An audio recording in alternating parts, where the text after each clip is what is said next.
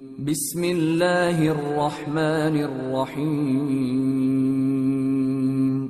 شروع اللہ کا نام لے کر جو بڑا مہربان نہایت رحم والا ہے۔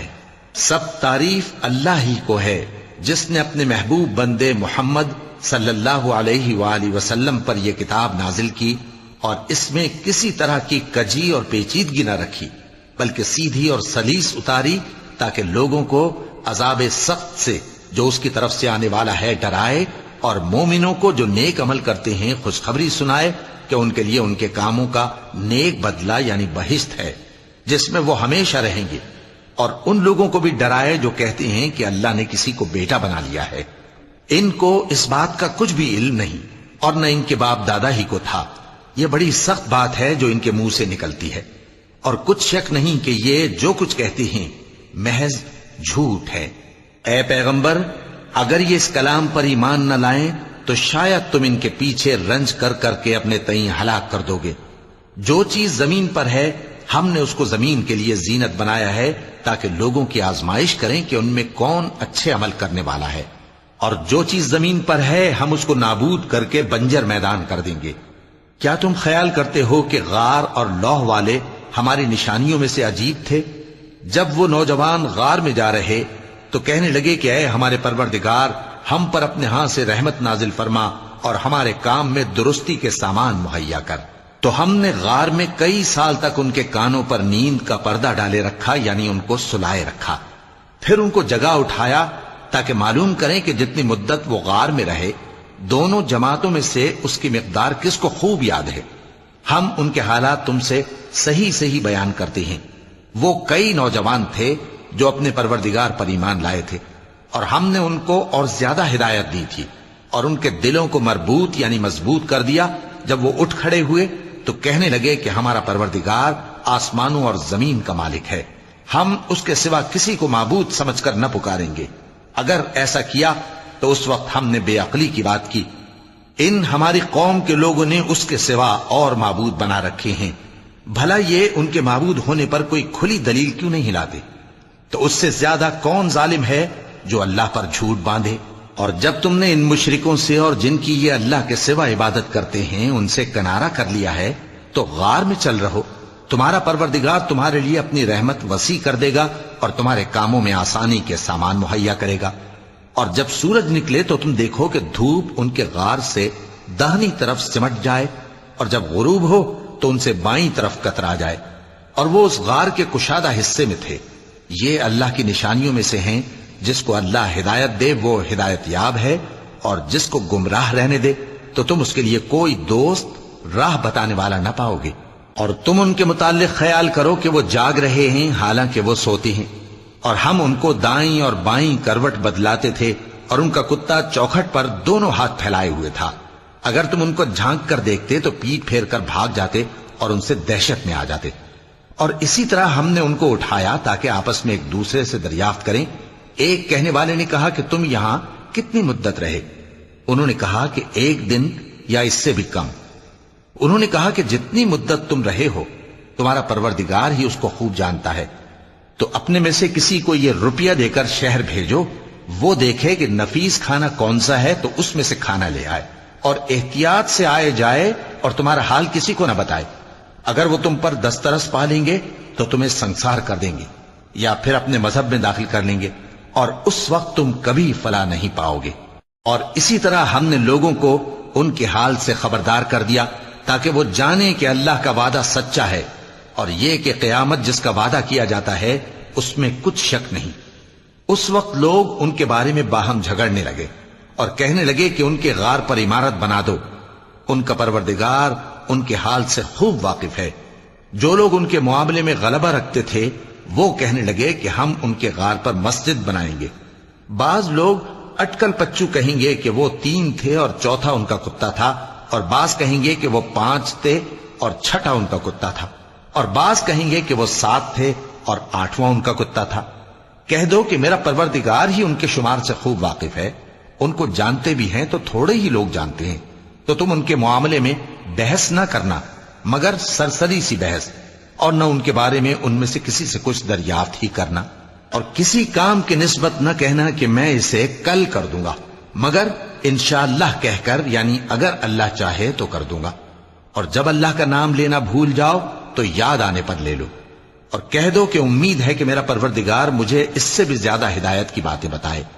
اور اصحاب کہف اپنے غار میں 9 پر 300 سال رہے۔ کہہ دو کہ جتنی مدت وہ رہے اسے اللہ ہی خوب جانتا ہے، اسی کو آسمانوں اور زمین کی پوشیدہ باتیں معلوم ہیں، وہ کیا خوب دیکھنے والا اور کیا خوب سننے والا ہے۔ اس کے سوا ان کا کوئی کارساز نہیں، اور نہ وہ اپنے حکم میں کسی کو شریک کرتا ہے۔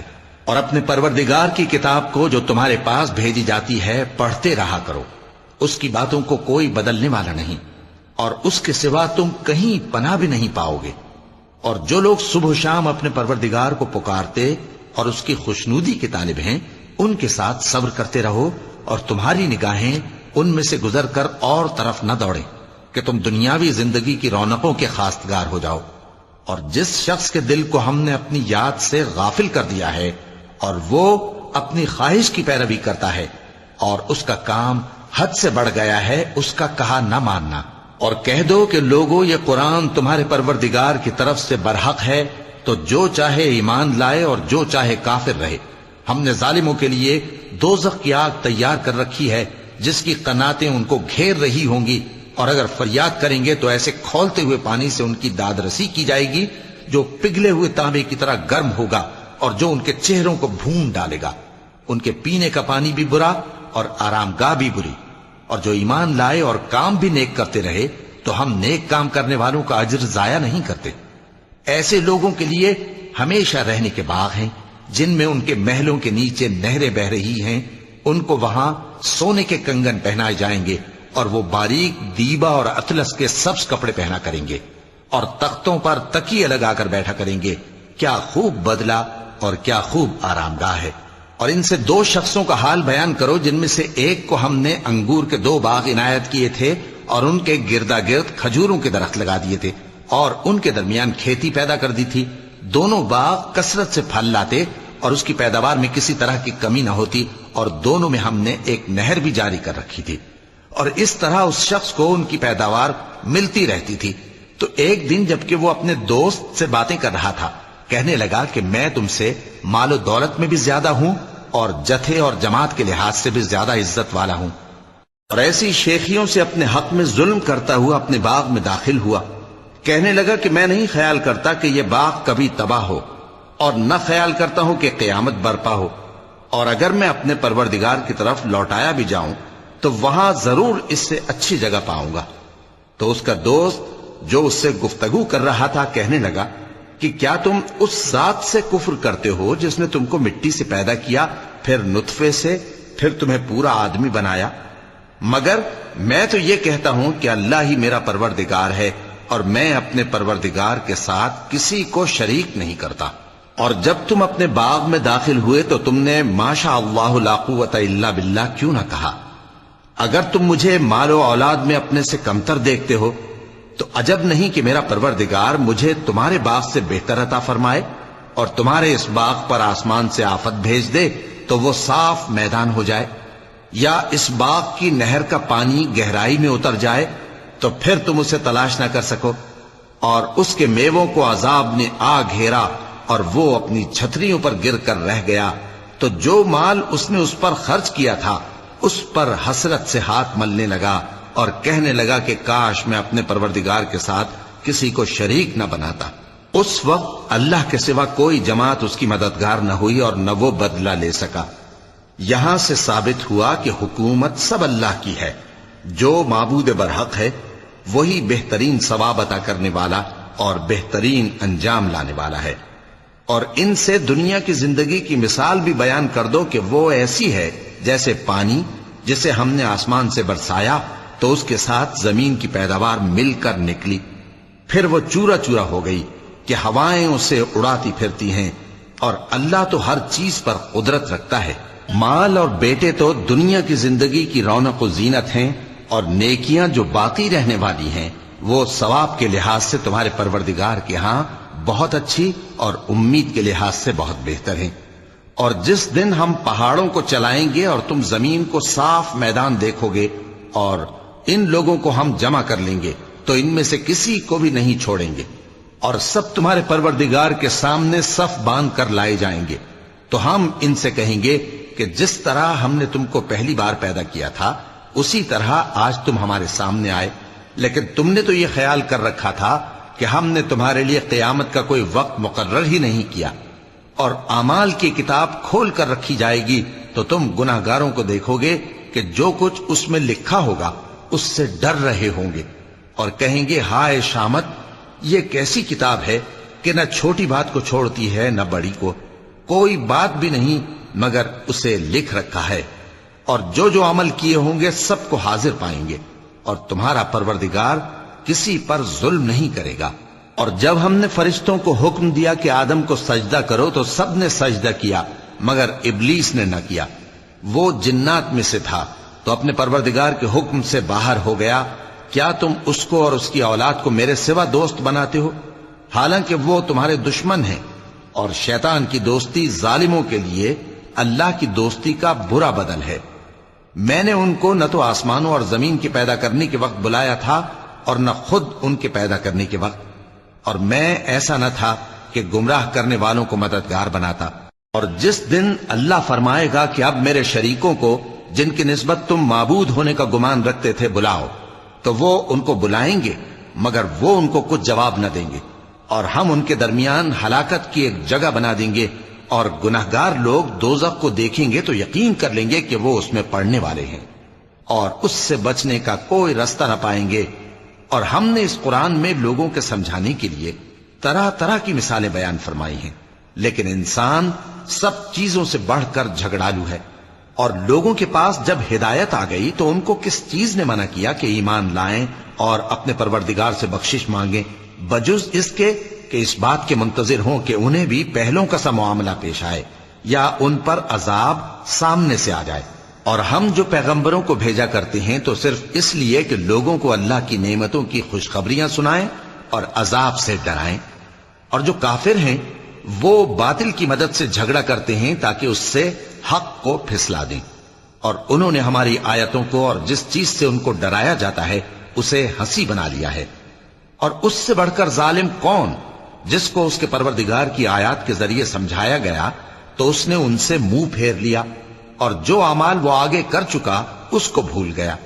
ہم نے ان کے دلوں پر پردے ڈال دیے کہ اسے سمجھ نہ سکیں، اور کانوں میں ثقل پیدا کر دیا ہے کہ سن نہ سکیں، اور اگر تم ان کو رستے کی طرف بلاؤ تو کبھی رستے پر نہ آئیں گے، اور تمہارا پروردگار بخشنے والا صاحب رحمت ہے۔ اگر وہ ان کے کرتوتوں پر ان کو پکڑنے لگے تو ان پر جھٹ عذاب بھیج دے، مگر ان کے لیے ایک وقت مقرر کر رکھا ہے کہ اس کے عذاب سے کوئی پناہ کی جگہ نہ پائیں گے۔ اور یہ بستیاں جو ویران پڑی ہیں، جب انہوں نے کفر کر کے ظلم کیا تو ہم نے ان کو تباہ کر دیا، اور ان کی تباہی کے لیے ایک وقت مقرر کر دیا تھا۔ اور جب موسیٰ نے اپنے شاگرد سے کہا کہ جب تک میں دو دریاؤں کے ملنے کی جگہ نہ پہنچ جاؤں ٹلنے کا نہیں، خاص صدیوں چلتا رہوں، پھر جب وہ دونوں ان دریاؤں کے سنگم پر پہنچے تو اپنی مچھلی بھول گئے، پھر اس مچھلی نے دریا میں سرنگ کی طرح اپنا راستہ بنا لیا۔ جب آگے چلے تو موسیٰ نے اپنے شاگرد سے کہا کہ ہمارا کھانا لاؤ، اس سفر سے ہم کو بہت تکان ہو گئی ہے۔ اس نے کہا کہ بھلا آپ نے دیکھا کہ جب ہم نے اس چٹان کے پاس آرام کیا تھا تو میں مچھلی وہیں بھول گیا، اور مجھے آپ سے اس کا ذکر کرنا شیطان نے بھلا دیا، اور اس مچھلی نے عجیب طرح سے دریا میں اپنا راستہ بنایا۔ موسیٰ نے کہا یہی تو وہ مقام ہے جسے ہم تلاش کرتے تھے، تو وہ اپنے پاؤں کے نشان دیکھتے دیکھتے لوٹ گئے۔ وہاں انہوں نے ہمارے بندوں میں سے ایک بندہ دیکھا جس کو ہم نے اپنے ہاتھ سے رحمت خاص سے نوازا تھا اور اپنے پاس سے ایک خاص علم بخشا تھا۔ موسیٰ نے ان سے جن کا نام خضر تھا کہا کہ جو علم اللہ کی طرف سے آپ کو سکھایا گیا ہے، اگر آپ اس میں سے مجھے کچھ بھلائی کی باتیں سکھائیں تو میں آپ کے ساتھ رہوں۔ خضر نے کہا کہ تم میرے ساتھ رہ کر صبر نہیں کر سکو گے، اور جس بات کی تمہیں خبر ہی نہیں اس پر صبر کر بھی کیسے سکتے ہو؟ موسیٰ نے کہا اللہ نے چاہا تو آپ مجھے صابر پائیے گا، اور میں آپ کے ارشاد کے خلاف نہیں کروں گا۔ خضر نے کہا اگر تم میرے ساتھ رہنا چاہو تو شرط یہ ہے مجھ سے کوئی بات نہ پوچھنا، جب تک میں خود اس کا ذکر تم سے نہ کروں۔ تو دونوں چل پڑے، یہاں تک کہ جب کشتی میں سوار ہوئے تو خضر نے کشتی کو پھاڑ ڈالا۔ موسیٰ نے کہا، کیا آپ نے اس کو اس لیے پھاڑا ہے کہ سواروں کو غرق کر دی؟ یہ تو آپ نے بڑی عجیب بات کی۔ خضر نے کہا، کیا میں نے نہیں کہا تھا کہ تم میرے ساتھ صبر نہ کر سکو گے؟ موسیٰ نے کہا کہ جو بھول مجھ سے ہوئی اس پر مواخذہ نہ کیجیے اور میرے معاملے میں مجھ پر مشکل نہ ڈالیے۔ پھر دونوں چلے، یہاں تک کہ رستے میں ایک لڑکا ملا تو خضر نے اسے مار ڈالا۔ موسیٰ نے کہا کہ آپ نے ایک بے گناہ شخص کو ناحق بغیر قصاص کے مار ڈالا، یہ تو آپ نے بری بات کی۔ خضر نے کہا، کیا میں نے نہیں کہا تھا کہ تم سے میرے ساتھ صبر نہیں ہو سکے گا؟ انہوں نے کہا کہ اگر میں اس کے بعد پھر کوئی بات پوچھوں یعنی اعتراض کروں تو مجھے اپنے ساتھ نہ رکھیے گا کہ آپ میری طرف سے عذر کے قبول کرنے میں حد کو پہنچ گئے ہیں۔ پھر دونوں چلے، یہاں تک کہ گاؤں والوں کے پاس پہنچے اور ان سے کھانا طلب کیا۔ انہوں نے ان کی ضیافت کرنے سے انکار کیا۔ پھر انہوں نے وہاں ایک دیوار دیکھی جو گرا چاہتی تھی تو خضر نے اس کو سیدھا کر دیا۔ موسیٰ نے کہا کہ اگر آپ چاہتے تو ان سے اس کا معاوضہ لے لیتے تاکہ کھانے کا کام چلتا۔ خضر نے کہا کہ اب مجھ میں اور تم میں علیحدگی، مگر جن باتوں پر تم صبر نہ کر سکے میں ان کا تمہیں بھید بتائے دیتا ہوں کہ وہ جو کشتی تھی غریب لوگوں کی تھی جو دریا میں محنت کر کے یعنی کشتیاں چلا کر گزارا کرتے تھے، اور ان کے سامنے کی طرف ایک بادشاہ تھا جو ہر اچھی کشتی کو زبردستی چھین لیتا تھا۔ تو میں نے چاہا کہ اسے عیبدار کر دوں تاکہ وہ اسے غصب نہ کر سکے۔ اور وہ جو لڑکا تھا اس کے ماں باپ دونوں مومن تھے، ہمیں اندیشہ ہوا کہ وہ بڑا ہو کر بد کردار ہوگا تو کہیں ان کو سرکشی اور کفر میں نہ پھنسا دے، تو ہم نے چاہا کہ ان کا پروردگار اس کی جگہ ان کو اور بچہ عطا فرمائے جو اخلاقی پاکیزگی میں بہتر اور محبت میں زیادہ قریب ہو۔ اور وہ جو دیوار تھی سو 2 یتیم لڑکوں کی تھی جو شہر میں رہتے تھے، اور اس کے نیچے ان کا خزانہ دفن تھا، اور ان کا باپ ایک نیک آدمی تھا۔ تو تمہارے پروردگار نے چاہا کہ وہ اپنی جوانی کو پہنچ جائیں اور پھر اپنا خزانہ نکالے۔ یہ تمہارے پروردگار کی مہربانی ہے، اور یہ کام میں نے اپنی طرف سے نہیں کیے، یہ ان باتوں کی حقیقت ہے جن پر تم صبر نہ کر سکے۔ اور تم سے ذوالقرنین کے بارے میں دریافت کرتے ہیں، کہہ دو کہ میں اس کا کسی قدر حال تمہیں پڑھ کر سناتا ہوں۔ ہم نے اس کو زمین میں بڑا اقتدار دیا تھا اور ہر طرح کا سامان اس کو عطا کیا تھا۔ تو اس نے ایک سفر کا سامان کیا، یہاں تک کہ جب سورج کے غروب ہونے کی جگہ پہنچا تو اسے ایسا پایا کہ ایک کیچڑ والے چشمے میں ڈوب رہا ہے، اور اس چشمے کے پاس ایک قوم دیکھی۔ ہم نے کہا، ذوالقرنین، تم ان کو خواہ تکلیف دو خواہ ان کے بارے میں بھلائی اختیار کرو، دونوں باتوں کی تم کو قدرت ہے۔ ذوالقرنین نے کہا کہ جو کفر و بد کرداری سے ظلم کرے گا اسے ہم سزا دیں گے، پھر وہ اپنے پروردگار کی طرف لوٹایا جائے گا تو وہ بھی اسے بڑا عذاب دے گا، اور جو ایمان لائے گا اور عمل نیک کرے گا اس کے لیے بہت اچھا بدلہ ہے، اور ہم اپنے معاملے میں اس سے نرم بات کہیں گے۔ پھر اس نے ایک اور سامان سفر کیا، یہاں تک کہ سورج کے طلوع ہونے کے مقام پر پہنچا تو دیکھا کہ وہ ایسے لوگوں پر طلوع ہوتا ہے جن کے لیے ہم نے دھوپ سے بچاؤ کی کوئی اوٹ نہیں بنائی تھی۔ حقیقت یوں ہی تھی، اور جو کچھ اس کے پاس تھا ہم کو سب کی خبر تھی۔ پھر اس نے ایک اور سفر کا سامان کیا، یہاں تک کہ 2 اونچے سیدھے پہاڑوں کے درمیان پہنچا تو دیکھا کہ ان کے اس طرف کچھ لوگ ہیں کہ بات کو سمجھ نہیں سکتے۔ ان لوگوں نے کہا کہ اے ذوالقرنین، یاجوج اور ماجوج اس علاقے میں فساد کرتے رہتے ہیں، بھلا ہم آپ کے لیے خرچ کا انتظام کر دیں کہ آپ ہمارے اور ان کے درمیان ایک دیوار کھینچ دیں۔ ذوالقرنین نے کہا کہ خرچ کا جو مقدور اللہ نے مجھے بخشا ہے وہ بہت اچھا ہے، تم مجھے قوت بازو سے مدد دو، میں تمہارے اور ان کے درمیان ایک مضبوط رکاوٹ بنا دوں گا۔ تم لوہے کے بڑے بڑے تختے میرے پاس لاؤ۔ چنانچہ کام جاری کر دیا گیا، یہاں تک کہ جب اس نے دونوں پہاڑوں کے درمیان کا حصہ برابر کر دیا اور کہا کہ اب اسے دھوکو، یہاں تک کہ جب اس کو دھونک دھونک کر آگ کر دیا تو کہا کہ اب میرے پاس تانبا لاؤ کہ اس پر پگھلا کر ڈال دوں۔ پھر ان میں یہ قدرت نہ رہی کہ اس پر چڑھ سکیں، اور نہ یہ طاقت رہی کہ اس میں نقب لگا سکیں۔ بولا کہ یہ میرے پروردگار کی مہربانی ہے، پھر جب میرے پروردگار کا وعدہ آ پہنچے گا تو اس کو ڈھا کر ہموار کر دے گا، اور میرے پروردگار کا وعدہ سچا ہے۔